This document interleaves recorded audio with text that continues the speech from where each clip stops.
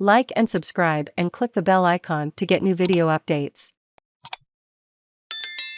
During National Volunteers Week, these parkrunners share why they keep coming back when her local parkrun shut down due to COVID-19 restrictions. Marilyn McMillan was, in her words, devastated. "I was totally lost," she told ABC Sport. "It was like someone had died." Just over a decade ago, the now 73-year-old McMillan had no inkling that the community-based activity would become such an integral part of her life. Her husband, Malcolm, a keen runner, had read about the arrival of the global phenomenon in Adelaide in the local paper. While he ran the 5 km Torrens course, she would sit in the car knitting and reading the news. One Saturday morning, when no volunteers turned up, Marilyn was rounded up to help out.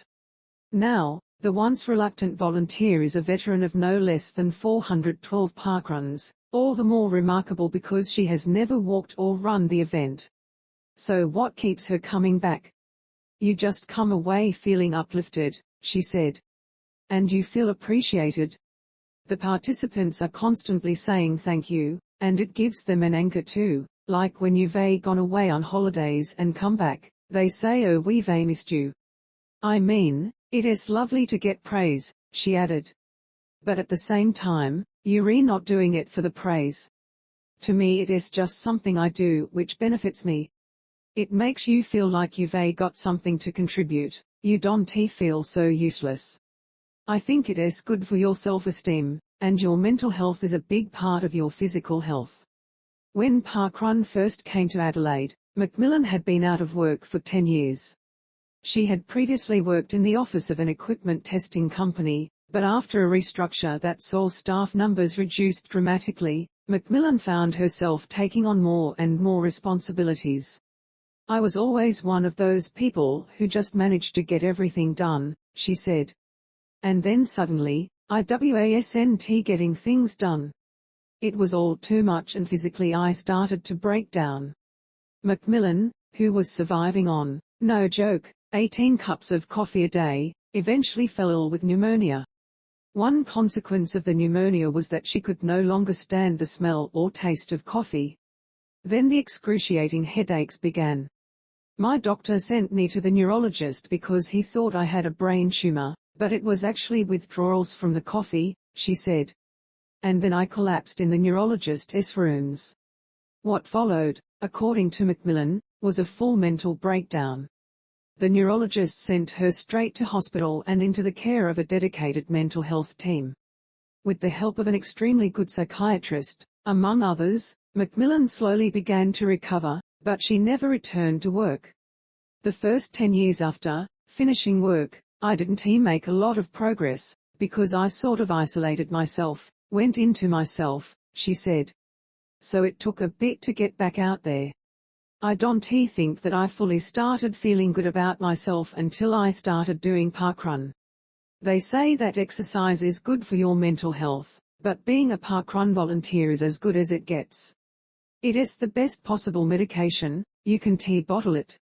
60,000 people volunteer more than 500,000 times without running or walking this National Volunteer Week. Parkrun is celebrating some remarkable milestones. Globally, just under 60,000 people like McMillan have never run or walked the event, but between them have volunteered 500,000 times. Indiana, Australia, over the 11 years since the event first arrived, a total of 126,542 people have volunteered. And, since pandemic restrictions eased, Parkrun has maintained its pre-COVID number of volunteers, including recruiting 11,933 people to the event for the first time. Carol Cunningham, head of volunteering management at Parkrun, said this was in part due to how easy and accessible signing up is. "You could literally walk to your car, come along tomorrow and say I want to volunteer, and we'd say no dramas, come and help over here," Cunningham said. "You don't need any skills or qualifications. We don't turn anyone away." Cunningham said Parkrun also had the advantage of being an outdoor activity, which allowed for social distancing and easing into physical activity. There is still some anxiety in the community around COVID, and many people have come out of 2 years of the pandemic where they've been inactive.